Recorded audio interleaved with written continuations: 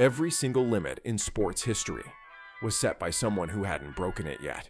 Doctors, scientists, coaches, experts, all of them saying the same thing. It can't be done. The human body won't allow it. These are 5 athletes who looked at that wall and walked straight through it anyway.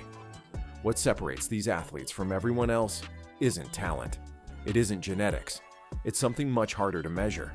A complete and total refusal to accept what everyone else believes is true. Starting at number 5, Tony Hawk. 1999 X Games, San Francisco. The 900, 2.5 full rotations in the air on a skateboard, had haunted the entire skateboarding world for over a decade. Hawk had been privately attempting it since 1989. 10 years of slams, broken ribs, and near misses in empty skate parks when nobody was watching. By the time the 1999 X Games came around, he had basically given up. Then an announcer asked him to try it for the crowd with 10 minutes left in the event. He figured, why not? Nothing to lose. What followed was one of the most compelling 15 minutes in sports history. Attempt after attempt, slam after slam. His board flying out from under him, his body hitting the ramp over and over in front of a live global audience. The event was technically over. Time had expired, but nobody left, and Tony kept going. He told himself something in those final attempts that separated him from every other skater who had tried and walked away. He was either landing it or leaving on a stretcher.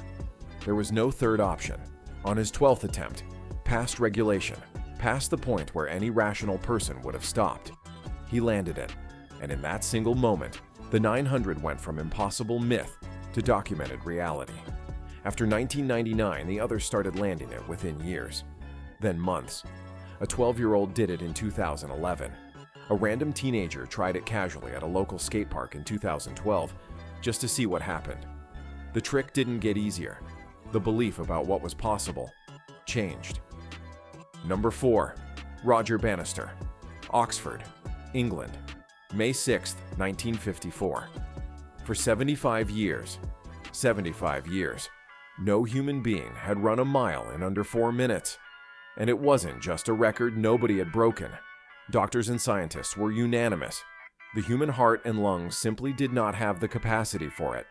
They said attempting it was dangerous, that the body would give out. Some said it could kill you. 75 years of the world's best runners trying and failing had turned it from a record into a wall. Roger Bannister was a medical student, and that's exactly why he was the one who broke it.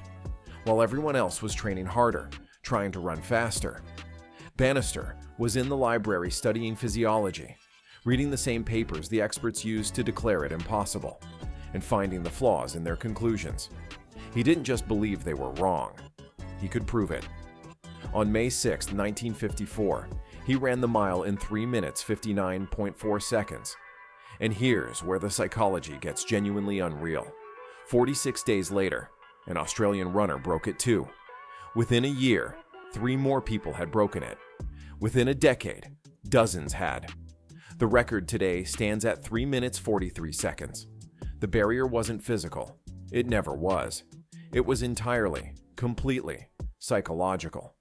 One man proved it was possible, and the ceiling lifted for the entire human race. Number 3. Dick Fosbury, 1968 Mexico City Olympics. For as long as high jumping existed as a sport, every single athlete went over the bar the same way. Face down, belly first, the way every coach taught, the only way anyone knew. Fosbury started going over backwards as a teenager, and every coach he ever had told him the same thing. That's wrong. That's embarrassing. Stop doing that. He ignored every single one of them, not because he was arrogant, but because going over backwards felt right to him, and no amount of expert opinion could override what his own body was telling him. He kept refining his backwards technique in private, training it, trusting it, while the entire establishment of his sport laughed at what they called the Fosbury flop. He arrived at the 1968 Mexico City Olympics as a genuine outsider. No buzz, no expectation, a guy with a weird technique nobody took seriously. He won gold. And then something remarkable happened. Within a decade, virtually every high jumper on Earth had switched to the Fosbury flop. Today, it is the only technique used at elite level. The face-down method that every expert called correct completely ceased to exist. A teenager who refused to be told the right way to do things rewrote an entire sport's fundamental movement forever. Number 2. Alex Honnold, Yosemite National Park, June 3, 2017. El Capitan is a 3,000-foot sheer granite wall. Free solo means no ropes, no harness, no safety equipment of any kind. One slip, one moment of lost concentration means death. Not injury. Death. The entire serious climbing community called it a death sentence. Not brave. Not impressive. A death sentence. Scientists who studied Honnold's brain found something that genuinely disturbed them. His amygdala, the part of the human brain responsible for fear, showed almost zero activation in situations that would cause most people to freeze completely. He didn't suppress fear the way other extreme athletes describe. He didn't push through it or ignore it. He had literally rewired his brain's relationship with fear itself through years of deliberate, methodical exposure. He spent years mentally visualizing every single move on that wall, every handhold, every foothold, every sequence, before he ever attempted it without ropes.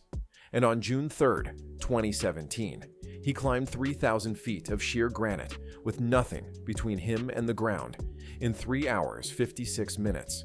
Not frantically, not desperately, calmly, methodically, exactly as he had visualized it.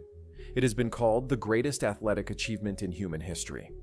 And the most terrifying part, he described it afterward as going exactly to plan. And number 1, Eddie Hall, 2016 World Deadlift Championships, 500 kilograms. That's 1,102 pounds, half a metric ton. No human being had ever lifted that weight under competition rules. Not even close. Hall's own doctor told him not to attempt it. His team begged him not to. The medical consensus was clear.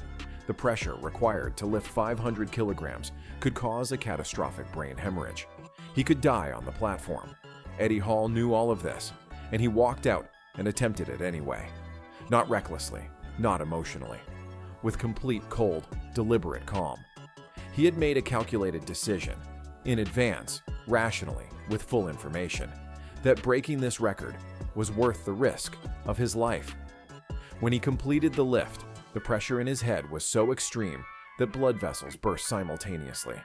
He passed out on the platform, blood coming from his eyes, his ears, his nose, all at once. His team caught him as he collapsed. He said afterward that he genuinely blacked out mid-lift and has no full memory of completing it. His body finished what his conscious mind had already committed to before it went dark. He was in hospital for weeks afterward, recovering from the damage. He said he would do it again. There is no cleaner example in the history of sport of a human being making a fully conscious decision to risk everything, and then letting their body carry out an order their mind had already given. 5 athletes, 5 walls that everyone said couldn't be crossed. What they all have in common isn't physical ability. It's a specific kind of thinking, one that treats the word impossible as someone else's opinion, not yours. Which one of these hit you the hardest? Drop it in the comments. And if you want more content like this, you know what to do.